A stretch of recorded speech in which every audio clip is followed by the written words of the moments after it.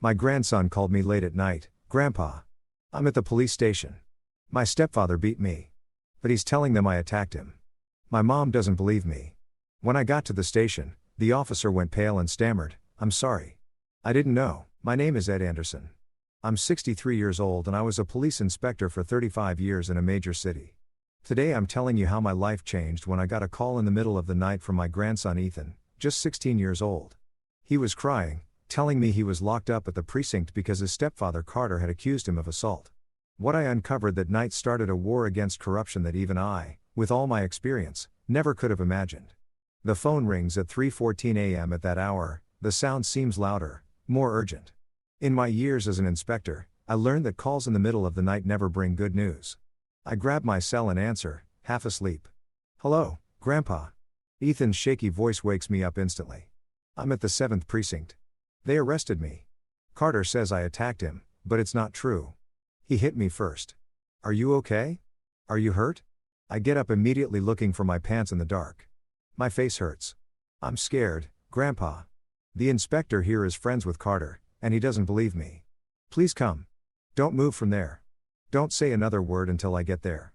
As I get dressed, I try to clear my head. Carter Vance, Ethan's stepfather. I always thought he was trouble. My daughter Mary died 5 years ago in a car accident. And just a year later, Grace, Ethan's mother, married Carter. I never understood what she saw in him. A businessman with contacts at City Hall, always bragging about his influence. I grabbed my old inspector's badge, my wallet, and the car keys. Maybe I don't have official authority anymore, but I know the system and a lot of people still in it. The badge, even expired, still carries some weight. I drive through the empty city streets, anxiety eating me alive. Ethan was always a good kid. Studious, quiet, never looked for trouble. If he's in a precinct holding cell, something is very wrong. I get to the 7th precinct, a building I know well. I worked there my first 10 years on the force. As I walk in, the familiar smell of stale coffee and disinfectant hits me like an old friend. At the desk, a young officer is typing something. "Good evening. I'm Ed Anderson, former inspector. My grandson, Ethan Alvarado, is being held, and I want to see him." The officer looks at me with indifference. One moment, she types something else and picks up the internal phone. "Inspector Kamacho, there's a man here who says he's the grandfather of the kid detained for assault." I wait impatiently, tapping my fingers on the counter. The inner door opens and Victor Kamacho appears. I recognize him immediately. A heavy-set man about 50 with a graying mustache and small suspicious eyes. We worked together years ago, but we never got along. I always thought he was too flexible with certain rules. Well, Ed Anderson," his voice is deep, almost mocking. "Long time no see, partner. I'm not here to socialize, Victor. I want to see my grandson and know exactly what he's accused of." Of course. "Come into my office." He gestures inside. I follow him down the hall. At the end, I see the temporary holding cells. In one of them, I spot Ethan sitting on a bench, head down. I try to walk over, but Kamacho stops me. "Let's you and I talk first, Ed.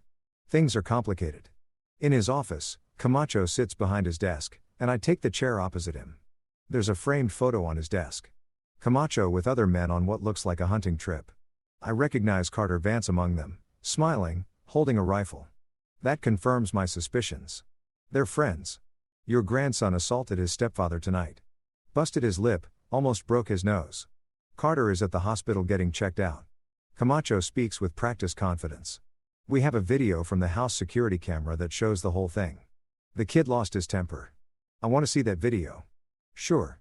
He turns his monitor toward me and plays a file. On the screen, I see what looks like a living room. Carter walks into the frame, seemingly talking. Ethan appears, visibly upset. Suddenly, the image shows my grandson pushing Carter, who falls backward. The recording ends right there. That's it. Where's the rest of the video? This doesn't show anything conclusive. It's what we have, Ed. Carter is pressing charges for assault. The kid has a history of violent behavior at school. That's a lie. Ethan has never had disciplinary problems. I have reports that say otherwise. I stand up feeling the anger start to boil. I want to talk to my grandson right now. 5 minutes. Kamacho concises. He leads me to the cell where Ethan is. When he sees me, my grandson stands up. He has a black eye, a cut on his eyebrow, and a swollen lip. Seeing him like this brings a mix of pain and fury. Grandpa. His voice breaks. It's okay, Ethan. I'm going to get you out of here. Kamacho opens the cell and lets me in. I hug my grandson, feeling him tremble. What really happened? I ask in a low voice. Carter came home drunk like always. He started yelling that I stole money from his wallet. When I told him it wasn't true, he punched me. Tears run down his cheeks. I defended myself. I just pushed him to get him away from me, but he hit the table. Then he called the police saying I attacked him. Where was your mom? She's out of town for work in Dallas. She gets back tomorrow. Ethan lowers his voice even more. It's not the first time Carter has hit me, Grandpa, but he always threatens me. Says nobody will believe me if I talk. I glance at Kamacho, who's waiting impatiently at the door. I'm going to get you out of here. I promise. I tell Ethan, squeezing his shoulder. You are not spending one more night in this cell. I walk out and confront Kamacho. My grandson has marks all over his face. Why isn't Carter detained, too? Why isn't it in your report that he assaulted the boy? Mr. Vance says the kid got those injuries while resisting the officers during the arrest. That's absurd and you know it. I demand a doctor examine Ethan right now and document his injuries. It's pretty late for that, Ed. It's never too late to do things right, Victor. Either you call a doctor or I call the DA on duty to report irregularities in your procedure. Kamacho stares at me weighing my threat. Finally, he sighs. Fine. I'll call the on-duty medical examiner, but it won't change anything, Ed. The kid is spending the night here, and tomorrow he'll see the judge. We'll see about that. As Kamacho walks away to make the call, I pull out my cell and dial a number I haven't used in a long time. After 3 rings, a female voice answers. Lieutenant Roberts, who is this? It's Ed Anderson, former inspector, 7th Precinct. I need your help urgently. Lieutenant April Roberts is one of the few people on the force I always trusted. Young, smart, and most importantly, incorruptible. I explain the situation quickly. I'm on duty tonight, she says. I can swing by in 20 minutes to verify the procedure. I appreciate it, April. While I wait, I watch the movement in the precinct. A couple of officers look at me curiously. They probably know who I am. In my day, I had a reputation for being inflexible, for not taking deals or favors. It earned me respect from some and enemies from many. The main door opens and Carter Vance walks in. He's got a bandage on his nose and his bottom lip is swollen. Our eyes meet and he stops, surprised to see me there. Then he smirks and heads straight for Camacho's office. Minutes later, Lieutenant Roberts arrives. In her mid-30s, she has the steady gaze of someone who knows her job and tolerates no obstacles. She greets me with a firm handshake. Inspector Anderson, it's been a while. I'm not an inspector anymore, Lieutenant. You'll always be one to me, sir. You taught me half of what I know. Kamacho comes out of his office, followed by Carter. Seeing April, he visibly tenses. Lieutenant Roberts, what brings you here at this hour? Routine procedure check. Inspector Kamacho, I was informed of a domestic assault arrest and I want to verify everything is in order. Carter steps in, extending his hand. Carter Vance, sir, I'm the victim in this case. April ignores his hand. Lieutenant Roberts, I need to review the case file and see the detainee. I already called a doctor to examine the boy, Kamacho says. Excellent. I'll be present for that exam. Now, the file. Kamacho leads her to his office. Carter stays with me in the hallway, a smug smile on his face that turns my stomach. It's a shame we have to meet under these circumstances, Mr. Anderson, he says with false courtesy. Ethan always speaks so highly of you. Cut the hypocrisy, Vance. I know exactly what you did. His smile vanishes. Be careful what you imply. I have the video that proves who assaulted whom. A conveniently edited video. What happened before the part Kamacho showed me? Nothing relevant. He steps closer, lowering his voice. Look, Mr. Anderson, I understand you want to defend your grandson, but the kid has problems. He needs discipline. A firm hand. The firm hand that gave him a black eye and split his eyebrow. I suppose he got that resisting arrest. Ask any of the officers who brought him in. Or maybe you did it and then you called your friend Kamacho to cook up a story. Carter's face hardens. Be careful, old man. Your time is over. Things work differently now. You'd be surprised how well I know how things work now, Vance, and what I'm capable of doing for my grandson.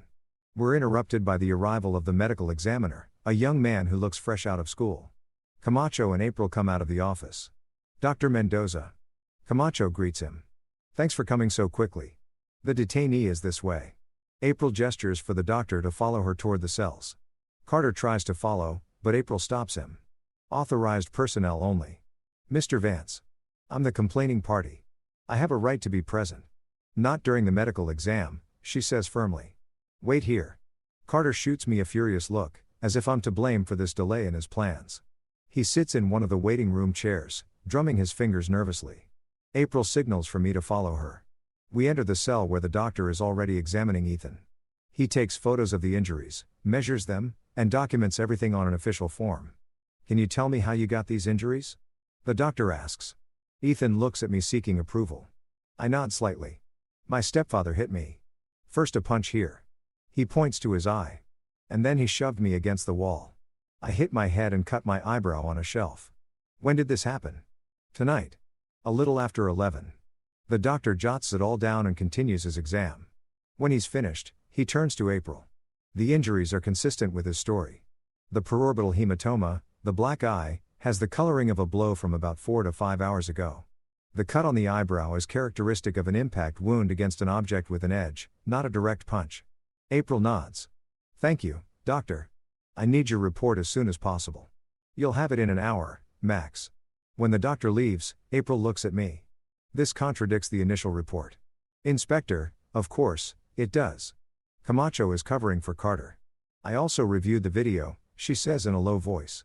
Something's off. The metadata shows it was edited 2 hours ago. The original recording must be longer. Can you get it? I need a warrant to access the home surveillance system. And for that, I need proof of evidence tampering. Ethan speaks up.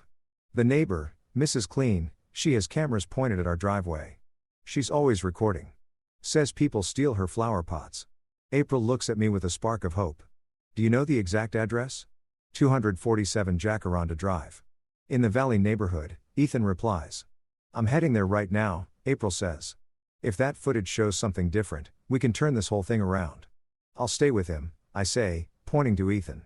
I won't leave him alone, Grandpa. She promises, using the personal term. This stinks of corruption, and you know that's what infuriates me the most. When April leaves, I sit next to Ethan on the cell bench. He's exhausted, scared, but I see a spark of strength in his eyes that I've always admired. Does Mom know about this? He asks. Not yet. I was hoping to solve this before worrying her. She's going to take Carter's side. She always does. Your mother loves you, Ethan. But sometimes love makes us blind. Carter manipulates us. He makes her believe I'm the problem. That I disrespect him and she believes him because he stops. Because why? Because he has money. Because ever since Dad died, Mom is scared of being alone. It hurts to hear, but I know he's right. Grace, my daughter-in-law, never fully recovered from the death of my daughter, Mary. They were very close. Carter appeared at the perfect moment, offering financial and emotional stability. Or so it seemed. We're going to fix this. I promise, Ethan. And after you and I are going to have a long talk about everything that's been happening in that house. Time crawls by in the precinct. Kamacho appears occasionally giving us anxious looks. Carter has stayed in the waiting room talking quietly on his phone. Almost 2 hours later, the main door opens. April walks in accompanied by a stern-looking older woman. District Attorney Melinda Moss. I recognize her immediately. Her reputation for being incorruptible precedes her. Behind them is a small elderly woman holding a cell phone. Mrs. Klein, I assume. Camacho's expression turns to pure panic when he sees the DA. Carter stands up, confused by this unexpected turn. Inspector Kamacho, Melinda Moss says in a firm voice. Lieutenant Roberts has informed me of possible irregularities in this case. Show me the file and the video immediately. While Kamacho, visibly nervous, leads the DA to his office. April approaches our cell. We found something, she tells me quietly. Mrs. Clean had recordings from 3 days ago showing Carter shoving Ethan against the door. And better yet, she has audio of him threatening him. Hope swells in my chest. For the first time since I got here, I feel like things might turn out okay. The system is rotten. I know that better than anyone. But there are still people like April and Melinda fighting for justice. Thank you, I say to April with all my heart. She smiles slightly. Don't thank me yet, Inspector. The night is young, and this battle is just beginning. DeMoss spends over an hour locked in Camacho's office. Through the blinds, I see tense gestures, documents being pointed at, severe looks. Carter stays in the waiting room, constantly checking his phone. I watch him try to keep his composure, but his right leg is bouncing nervously, betraying his anxiety. Mrs. Klein, Ethan's neighbor, approaches our cell with April. She's a small woman in her 70s, but with the sharp eyes of someone who's seen a lot. "So, you're the grandpa," she says. "No nonsense. The boy always speaks well of you." "Thank you for coming, ma'am." "Mrs. Klein," she corrects me. "And don't thank me. That man," she gestures discreetly toward Carter, "is a devil in disguise. I've seen him. Know how he changes when he thinks no one is watching." Ethan looks at her with obvious gratitude. Mrs. Klein winks at him. "I brought you a donut, kid, but these cops wouldn't let me give it to you. Said it might have a file in it." She lets out a short laugh. "As if I know how to do that." The office door finally opens. DeMoss comes out first, her face grim. Kamacho follows, visibly uncomfortable. The DA approaches our cell. "Mr. Anderson. I'm District Attorney Melinda Moss." Her voice is firm but not hostile. "We've reviewed the case and I found significant irregularities in the procedure." Carter stands up, walking over quickly. "DeMoss, a pleasure to meet you. Carter Vance, I trust you'll see justice done in this unfortunate incident." The DA barely looks at him. "Mr. Vance, I suggest you contact a lawyer immediately." "A lawyer? But I'm the victim here." "That is yet to be determined," she replies dryly. "Lieutenant Roberts, release Mr. Alvarado. His detention did not follow established protocols." April doesn't hide her satisfaction as she opens the cell. Ethan looks at me disbelieving. "I can go?" "Yes," the DA confirms. "But I need both you and your grandfather to remain available for further statements." Carter steps forward visibly upset. "This is unacceptable. You're just letting my attacker go. What kind of justice is this, Mr. Vance?" The DA's voice takes on a sharp edge. "The recordings we've reviewed show a very different version of events. Tampering with evidence is a federal crime. If you wish to avoid more serious charges, I suggest you moderate your tone and cooperate fully with the investigation." Carter turns pale. He looks at Kamacho, who avoids his gaze, understanding that the ship is sinking. "Inspector Kamacho," the DA continues. "You are temporarily relieved of your duties until the internal investigation is complete. Surrender your badge and weapon to the officer on duty."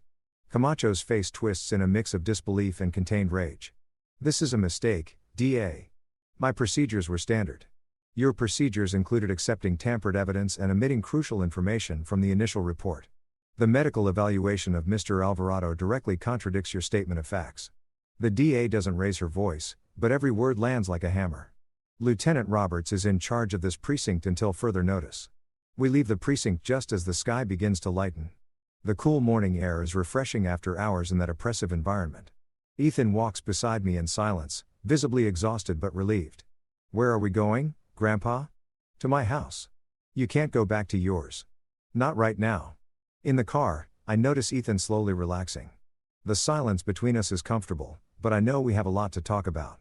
"This isn't over, is it?" he finally asks. "No, Ethan. It's just beginning." At my house, I make coffee while Ethan takes a quick shower. I lend him some old clothes from when my son Daniel, Ethan's father, lived with me. They're a bit big, but they'll do. Sitting in the kitchen with steaming mugs in front of us, we finally have that pending conversation. "How long has this been going on, Ethan?" My grandson stares into the dark liquid. "Soon after he married Mom. At first, it was just yelling, small humiliations. He said I was lazy, that I didn't help around the house, that I spent too much. Did your mother know? It always happened when she wasn't there. And when I told her, Carter denied everything. He said I was exaggerating or just making things up to separate them." Ethan swallows hard. "After a while, Mom stopped believing me." "When did it turn from words to fists?" "About 6 months ago, he came home drunk, furious because he'd lost money on an investment. He said I was bad luck. That since I came into his life, everything was going wrong." Ethan's voice breaks slightly. "He slapped me so hard I fell to the floor. Then he cried, apologized, gave me money so I wouldn't say anything. I feel the anger rising, but I forced myself to stay calm. Why didn't you call me then? I thought I could handle it and I was afraid that if I reported him, Mom would suffer. She seemed happy for the first time since Dad died." The phone interrupts our conversation. It's Grace, Ethan's mother. "Dad? Carter just called me completely hysterical. He says Ethan attacked him and that you interfered to get him out of the precinct. What is going on?" I explain the situation as calmly as possible, but Grace is skeptical. "I know Carter, Dad. He's not the monster you're describing. You haven't seen your son. He has a black eye and his eyebrow is split open. Are you going to say he did that to himself, too? The silence on the other end of the line tells me everything. Part of her suspected, but she chose not to see. I'm on my way, she finally says. I want to talk to Ethan. After I hang up, I meet my grandson's questioning gaze. Mom's coming. Yes, but you don't need to worry. I won't let her take you back to that house. While we wait, Ethan finally falls asleep on the sofa. I watch him, remembering when he was just a boy, running through this same living room, chasing his father. Daniel, my son, died when Ethan was just 8. A highway accident, as absurd and sudden as these tragedies usually are. Grace was shattered, and Ethan grew up without that much-needed father figure. The doorbell rings just after noon. Grace is pale with dark circles under her eyes. And to my surprise, Carter is standing next to her. What is he doing here? I ask, not hiding my hostility. He's my husband, Dad, and we need to resolve this as a family. A family doesn't beat its members, Grace. Carter steps in, putting on his best concerned man face. Mr. Anderson, I understand your concern. There was a misunderstanding last night. Things got out of control, but I assure you I would never intentionally hurt Ethan. Save the act, Vance. The DA has evidence of your previous assaults. Carter pales for a moment, but recovers quickly. That meddling old woman twisted the facts. Any physical contact with Ethan has been purely disciplinary. Disciplinary? Errol's voice surprised us all. She's standing right inside my doorway in uniform, her expression serious. I didn't hear her arrive. Lieutenant Roberts, Carter says nervously. We weren't expecting you. Evidently, April steps forward. Mr. Vance, I have a warrant to seize the electronic devices from your home, including the video surveillance system. We need to recover the original recordings. This is an invasion of privacy, Carter protests. On what authority? On the authority of this warrant signed by Judge Miranda Espinosa. April shows him the document. Furthermore, the district attorney has requested that you report for a formal statement this afternoon. Grace looks at me confused and scared. Dad, what is happening? The noise wakes Ethan, who comes to the door, rubbing his eyes. When he sees his mother, he runs to hug her. When he sees Carter, he stops cold. What is he doing here? Ethan, we need to talk, Grace says, trying to sound conciliatory. Carter says there was a misunderstanding. A misunderstanding. Ethan steps back. He hit me, Mom. Like he's done so many times when you're not here. And then he threatens me so I won't say anything. Carter moves toward him, his gesture threatening. Stop lying, you ungrateful little brat. After everything I've done for you and your mother. Mr. Vance. April interrupts, stepping between them. I suggest you maintain your distance from Mr. Alvarado. Any attempt at intimidation will be added to the existing charges. Carter glares at her with barely contained hatred, but he backs down. This isn't over. I have powerful friends, connections. Your connections are also being investigated, April replies. Including your relationship with Inspector Kamacho and certain City Hall officials. Carter looks at Grace. Are you going to allow this? Let them destroy our family over your son's lies. Grace seems torn between two loyalties. She looks at Ethan, then at Carter, then at me. I need to see those recordings, she says, her voice breaking. I need to know the truth. The truth is right in front of you, I tell her, pointing to Ethan's injuries. You just need to open your eyes to see it. Carter realizes he's losing ground. His face transforms, dropping the mask of the reasonable man. You ask for this, you meddling old man. If you think this will end well for you or for the brat, you are very mistaken. He turns and walks to his car, ignoring April's calls for him to report for his statement. Let him go, Lieutenant. I say he won't get far. Grace comes into the house protectively hugging Ethan. April stays with me at the door for a moment. He should have presented himself voluntarily, she says, or I'll have to arrest him. Will he? He's too arrogant to believe he's in real trouble. He's underestimating the seriousness of this. We found more videos on Mrs. Klein's phone. Episodes of abuse going back months. Does the DA have all this? Everything, and she is furious. Few things make Melinda Moss angrier than child abuse and police corruption. April looks at me seriously. Watch your grandson, Inspector. Men like him become most dangerous when they feel they're losing control. After April leaves, I go inside. Grace is sitting on the sofa, her head in her hands. Ethan's in the kitchen making you some tea. Why didn't I see it? Grace murmurs as I sit beside her. How could I have been so blind? Love blinds us sometimes, I say softly. And Carter is a good manipulator. You're not the first, And you won't be the last to fall for someone like that. My own son, she sobs. My boy. And I didn't protect him. You can still protect him now, I say. By leaving Carter. By testifying against him. Grace looks at me, determination growing in her eyes. I will. He will never lay a hand on him again. The next few hours pass in a strange calm. Ethan and Grace talk for a long time in the guest room. I try to keep busy, making food that nobody really has an appetite for. The phone rings several times. The DA, Lieutenant Roberts, even a couple of reporters who somehow got wind of the case. I tell them all the same thing. We'll talk after we rest. At nightfall, after Ethan has finally fallen asleep, Grace sits with me on the porch. I never imagined it would end like this, she says, looking at the stars. When I met Carter, he seemed so perfect, attentive, loving, stable. Manipulators always seem perfect at first. There were signs, she admits. Controlling comments, unexplainable jealousy, little lies, but I convinced myself they were unimportant. What will you do now? Divorce him, obviously. Testify against him. Try to repair my relationship with Ethan. She sighed deeply. It will be a long process. I'll be here to support you both, I assure her. My phone vibrates. A text from April. Carter never showed up for his statement. We've issued a warrant for his arrest. A chill runs down my spine. A man like Carter, cornered, is dangerous. What's wrong? Grace asks, noticing my expression. Nothing important, I lie, not wanting to worry her more. You should get some rest. That night, I sleep fitfully, waking at every noise. At 5 a.m, the phone rings. It's April again. We found Carter's car abandoned near the airport, but there's no record of him getting on a flight, she informs me. We think he might be using fake documents or someone is helping him hide. Have you checked his bank accounts? They've been frozen since last night. And we have surveillance on all his known properties. Watch Kamacho, too.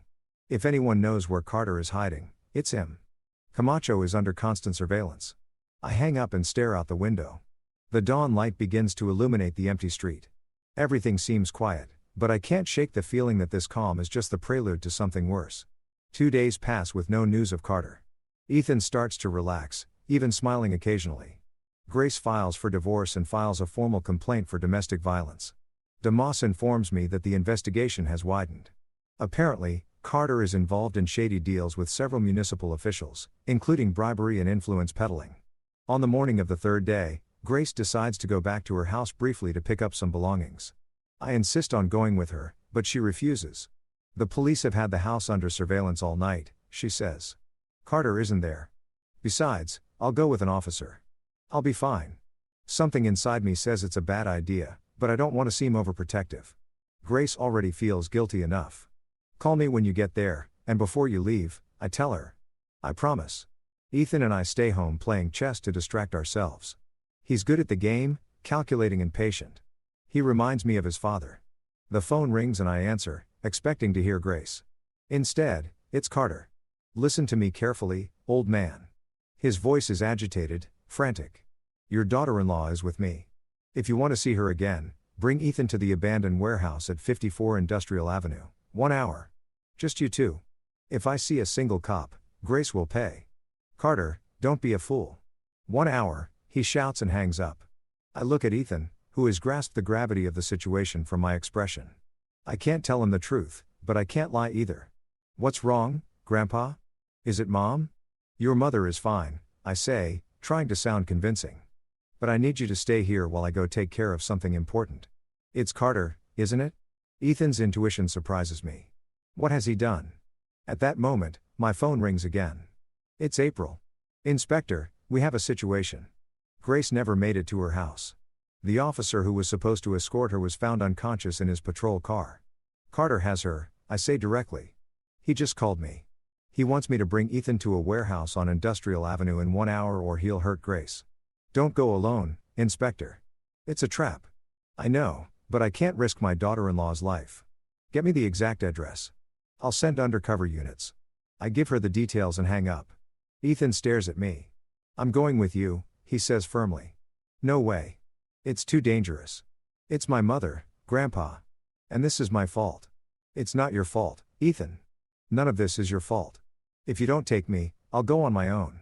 His determination is absolute. I look at him, weighing the situation. If I leave him here, he'll probably try to follow me, putting himself in more danger. If I take him, at least I can try to protect him. All right, I finally give in. But you will do exactly what I say. No questions. Understood? He nods gravely. Understood. As we prepare to leave, I can't help but think we're walking into the darkest part of this story. But I also know that sometimes you have to face the darkness before the light can finally come. The drive to the warehouse feels eternal. I drive in silence, Ethan beside me. His hands are shaking slightly, but his gaze reflects a determination that reminds me of his father. Before leaving, I tucked my old service pistol into the back of my waistband. I hoped I'd never have to use it again. But life has cruel ways of changing our plans. Do you have a plan? Ethan asks, breaking the silence. Lieutenant Roberts is sending undercover units. We won't be alone. What if they're late? What if Carter sees the cops and hurts Mom? I don't have a comforting answer, so I give him the truth. We'll do everything possible to make sure that doesn't happen. My phone vibrates with a text from April. Team's in position in 15 minutes. Wait before you go in, but we don't have 15 minutes. As we get to Industrial Avenue, I see the abandoned warehouse at the end of the street. It's a decrepit red brick building with broken windows and graffiti covering its walls. A perfect place for an ambush. I park a block away, scanning the surroundings. No other vehicles are visible, but I spot a black sedan with tinted windows near the side entrance. Must be Carter's car. Stay here, I tell Ethan. I'm going to check it out first, Grandpa, he said. We both had to go. I know, but I'm not putting you in danger. I'm already in danger, he replies with a maturity that surprises me. And so is Mom. You can't protect us both by staying here. You're right. It pains me to admit it. But before I can respond, my phone rings again. It's Carter. I see you've arrived. Get in here now or your daughter-in-law pays. We're coming. Carter, don't do anything stupid. You have 2 minutes. I look at Ethan, feeling the weight of responsibility crushing me. Stay behind me at all times. Understood? He nods gravely. We walk toward the warehouse, each step heavier than the last. The main door is ajar, creaking ominously as I push it open. The inside is dark, barely lit by light filtering through dirty windows and some skylights. Carter, I call out, trying to keep my voice steady. In the back, Ed. Both of you, come on. We move forward between boxes and abandoned machinery. The place smells like damp and rust. When we reach a larger open space, I see them. Carter is standing, holding Grace by the arm. Her face is stained with tears, but she seems unharmed. Mom! Ethan shouts, trying to run forward. I stop him, putting an arm out in front of him. Easy, I whisper. Then to Carter. We're here. Let my daughter-in-law go.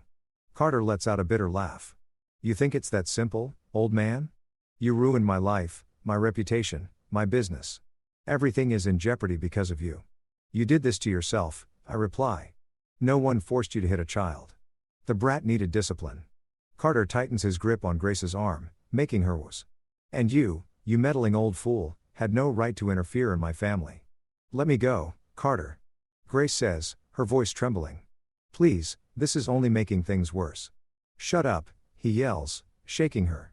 You betrayed me, too. After everything I did for you and your ungrateful son. I scan the situation, weighing my options. Carter seems more and more unstable. His eyes have the feverish glint of a cornered animal. I don't see a weapon, but that doesn't mean he doesn't have one. What do you want, Carter? I ask, trying to buy time. I need April's units to arrive. I want my life back, he answers, his voice cracking slightly. I want all the charges dropped. I want the DA to stop the investigation into my business. And I want this brat, he points at Ethan, to take back all his lies. They're not lies, Ethan says with surprising calm. And you're right about one thing. You ruined your own life. Every time you hit me, every time you threatened me, every time you manipulated my mother, you dug your own grave. Carter lets go of Grace and lunges toward Ethan. It's the moment I was waiting for. I move quickly, putting myself between them. Don't you dare touch him. Or what, old man? What are you going to do? Carter shoves me, underestimating my strength. I don't budge. Get away from my family, I warn him, feeling the pistol press against my lower back. Carter smiles, a smile that doesn't reach his eyes. Your family? How touching. The old cop protecting his own. He turns as if to walk away, but suddenly spins and throws a punch that I barely managed to dodge. The sudden movement makes me stumble back, giving Carter time to pull something from his waistband. A revolver. He points it directly at me. Now we're going to talk seriously, he says with a chilling calm. You and I know how this works, Ed. Men like us understand the language of power. Put the gun down, Carter. The police are on their way. Of course they are. I was expecting them. He smiles again, but by the time they get here, we'll have already settled our business. Grace takes advantage of the distraction to move to Ethan, hugging him protectively. Carter looks at them with contempt. Look at the happy family. How sweet, Carter. I try to reason with him. You can still get out of this. Put the gun down. Surrender. Cooperate with the DA. Maybe they'll make a deal. A deal? He laughs. No, Ed. Men like me don't make deals. We either win or he leaves the sentence hanging, but his look says it all. I hear a faint noise behind me. Someone has entered the warehouse. I keep my expression neutral, not wanting to alert Carter. Why don't we let Grace and Ethan leave? I propose. This is between you and me. No, Carter replies, waving the gun. They're part of this. They're my insurance. The noise becomes more obvious. Carter tenses, looking into the shadows behind me. Who's there? He yells. Show yourself or I shoot. I take advantage of his momentary distraction to move closer to Grace and Ethan, positioning myself in front of them. If Carter shoots, he'll have to go through me first. Police. April's voice echoes in the warehouse. Drop the weapon, Mr. Vance. Carter seems surprised, but not scared. Lieutenant Roberts, how predictable. Did you come alone or bring backup? You're surrounded, Vance. There's no way out. There are always ways out, Lieutenant. Carter adjusts his stance, steadying his grip on the revolver. You just need the right incentive. I glance into the shadows, trying to locate April. I see her partially hidden behind a column, her weapon aimed at Carter. Let them go, Carter, she says firmly. More units are arriving. In minutes, this place will be full of officers. Then we don't have much time, Carter replies. He suddenly points the gun at Ethan. Either you let me walk out of here or the kid pays for everything. It all happens in an instant. Without thinking, I lunge at Carter just as he pulls the trigger. The shot echoes through the warehouse, deafening. I feel a sharp pain in my shoulder, but I manage to tackle Carter, bringing him to the ground. The gun falls from his hand, skittering across the concrete floor. April emerges from the shadows, running toward us. Grace screams, holding Ethan, who seems unharmed. Carter and I struggle on the floor. Despite my age, the adrenaline gives me the strength to keep him pinned until April arrives and cuffs him. Are you okay, Inspector? April asks, noticing the blood on my shirt. It's just a scratch, I lie, feeling the pain intensify. Take care of him. More officers flood into the warehouse, securing the place. One of them comes to me with a first aid kit while Carter is pulled to his feet and led away screaming threats and insults.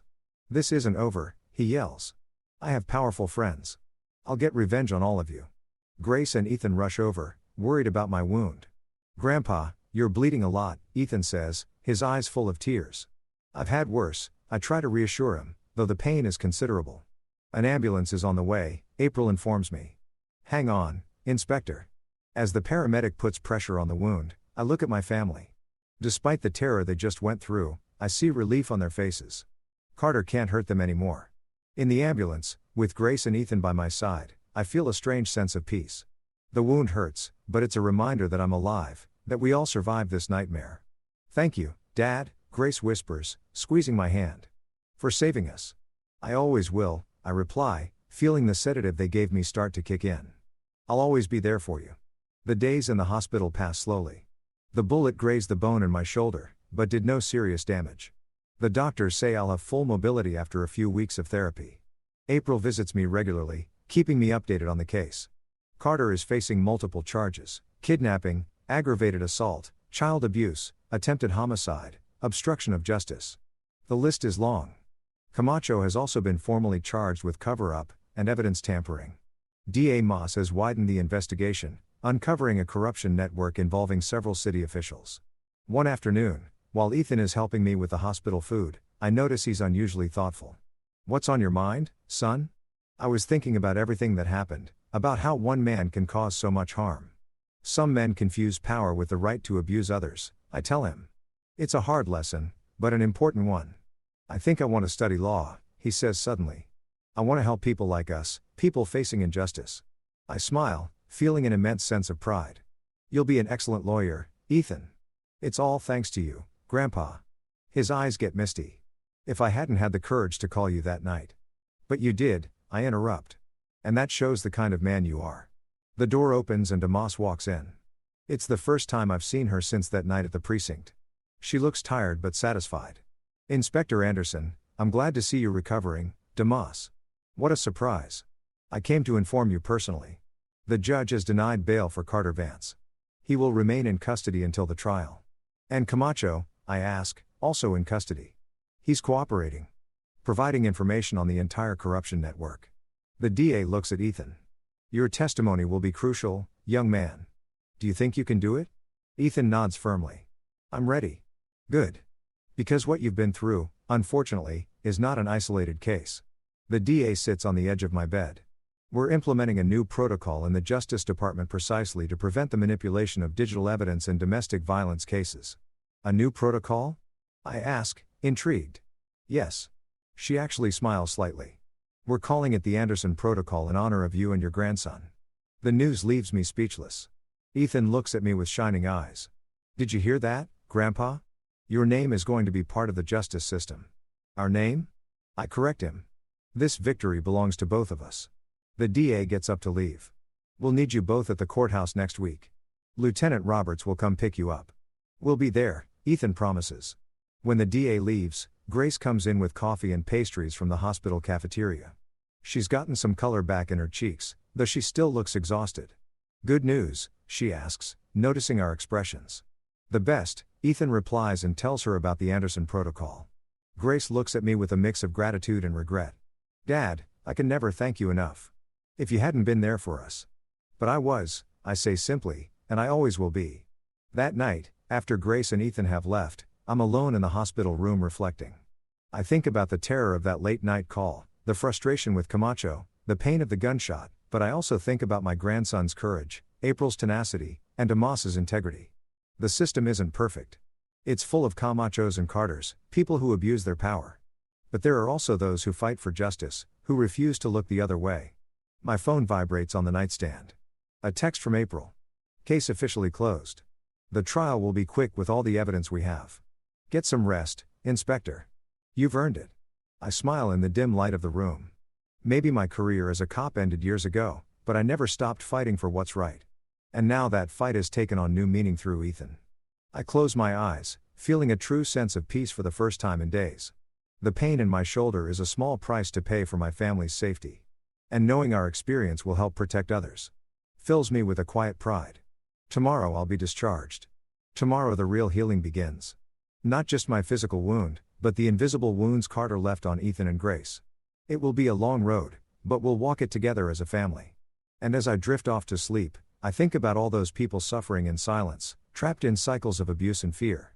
Maybe our story when it gets out will give them the courage to make that desperate call in the middle of the night to ask for help, to break the silence. Because sometimes all it takes is the courage to dial a number and say, I'm scared. Please help me. The courthouse hallways are crowded, but I walk with determination, leaning on a cane the doctors insisted I use for at least another month. The wound in my shoulder has healed well, though it still aches when the weather changes. Ethan walks beside me, tall and calm. In these past few weeks, he's matured so much that I sometimes hardly recognize the scared teenager who called me that night. Today is sentencing day.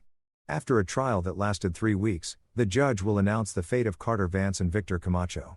The evidence presented by the prosecution was overwhelming. The recovered videos, Mrs. Klein's recordings, Ethan's brave testimony, and the medical reports documenting the pattern of abuse. Nervous, I ask my grandson as we wait outside the courtroom. A little, he admits. Do you think he'll really pay for what he did? Damas did an exceptional job. And your testimony was flawless, Ethan. Firm, clear, without contradictions. Grace joins us wearing a formal suit. She's changed in these weeks, slowly getting back the strength she lost during her marriage to Carter. The divorce is moving forward, and she's started therapy to work through the guilt that still haunts her. The courtroom is packed, she informs us. There are several reporters, this case has gotten a lot of attention. It's true. What started as a domestic violence case turned into a wider investigation of municipal corruption. Several officials have already been indicted. The courtroom doors open and we go in. We sit in the front row behind the prosecution's table. April Roberts is already there reviewing documents. She nods at us. On the other side, Carter and Kamacho's lawyers are talking quietly. Their clients haven't been brought in yet. All rise, the bailiff announces as Judge Reynolds enters. He's a man in his 60 seconds known for his fairness. You may be seated. Bring in the accused. Carter and Kamacho are escorted in by guards, both wearing orange prison jumpsuits. Carter seems to have lost weight, and his usual arrogance is gone, replaced by a sullen expression. He looks at us briefly, and I think I see a flash of hatred in his eyes before he looks away. The judge adjusts his glasses and reviews the documents. After considering all the evidence presented and the jury's deliberations, this court is ready to pass sentence. The room is dead silent. I feel Ethan's hand tense up in mine. In the case of the state versus Carter Vance, the jury has found you guilty on all counts. Aggravated domestic violence, child abuse, obstruction of justice, kidnapping, and attempted homicide. The judge looks directly at Carter. This court sentences you to 22 years in prison with no possibility of parole for at least 15 years. A murmur goes through the room. Carter remains impassive as if he expected this. As for the accused Victor Kamacho, the judge continues, having been found guilty of abuse of authority, cover-up, evidence tampering, and obstruction of justice. You are sentenced to 12 years in prison with possibility of review after 8 considering your cooperation with the DA's broader investigation. Kamacho hangs his head visibly shaken. Furthermore, the judge adds, this court orders both defendants to pay restitution to the victims, the amount to be determined in a subsequent civil hearing. The gavel comes down, sealing their fate. Ethan exhales slowly. Grace sobs quietly beside me. Session adjourned, the judge declares. As the guards lead Carter and Kamacho away, Damas comes over. Justice served, she says with professional satisfaction. The judge was as firm as we'd hoped. Thank you for everything, I say sincerely. Don't thank me. Thank your grandson, she looks at Ethan with admiration.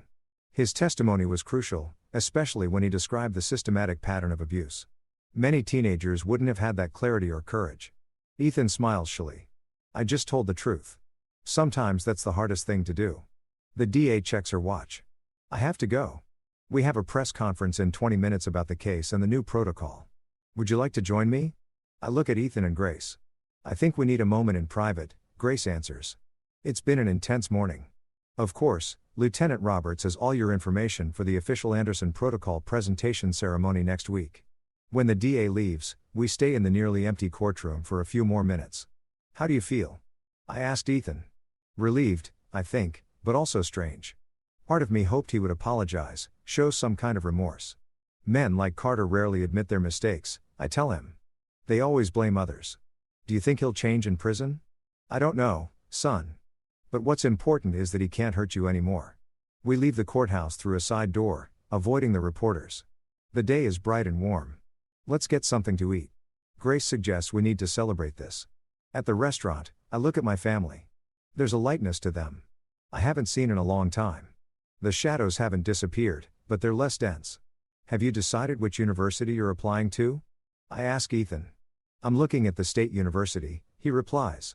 They have an excellent law program, and DA Moss said she could recommend me for a special mentorship program. That's a great opportunity, Grace says with pride. And I just got a new job. I start next month as a supervisor at my company. Everything is looking up, I say, raising my glass. To new beginnings. We toast, and for a moment, the past seems like a distant country we've managed to escape from. The following weeks settle into a new routine. My shoulder improves enough to ditch the cane. Ethan prepares his university applications with renewed enthusiasm. Grace spends more time at my house than in her own new apartment. One afternoon, I get a call from April. Inspector, we have a date for the official Anderson Protocol presentation. This Friday, 11 a.m. at the main auditorium. The DA would like you and Ethan to say a few words just to share your experience. When I tell Ethan, I see the excitement in his eyes. It's a chance to help other people who are going through the same thing.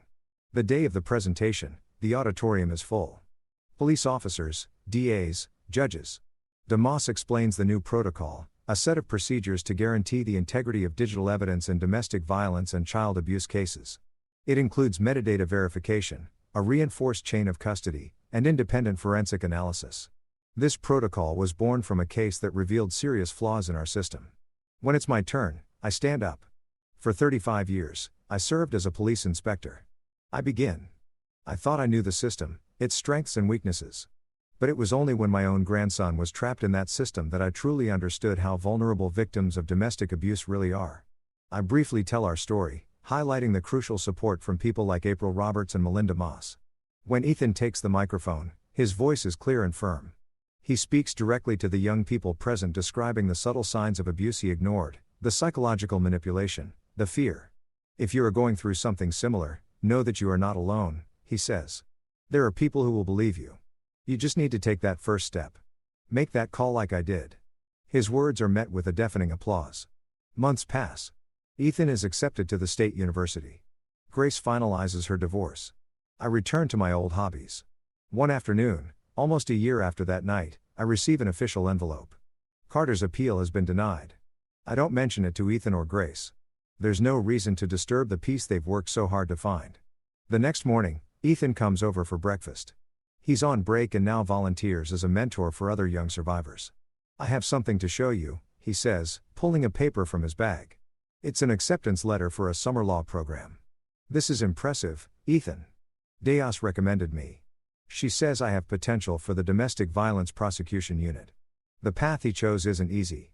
But there's a strength in him, a resilience born from his own pain. You know what's strange, Grandpa? He says, sometimes I think about Carter, and I don't feel fear or hatred anymore. Just pity. That's part of healing. I tell him, do you still hate him? I consider it. Let's just say I don't waste my energy on him.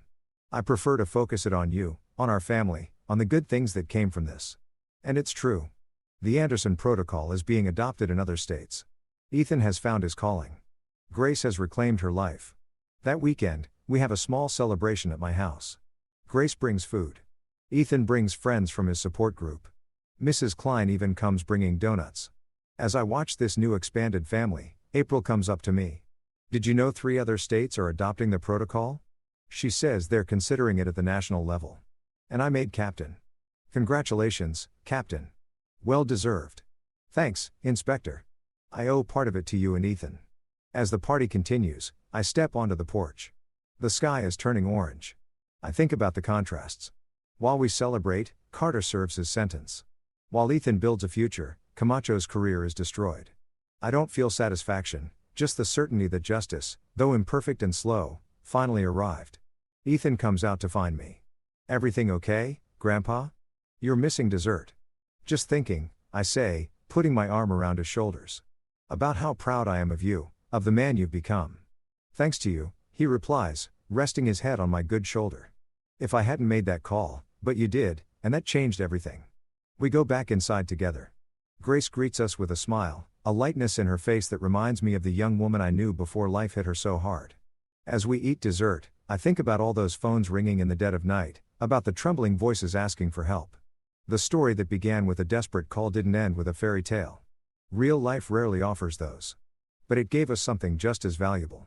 The chance to turn pain into purpose, fear into determination, and a traumatic experience into a legacy that will protect many others. And maybe in the end, that's the most important victory of all.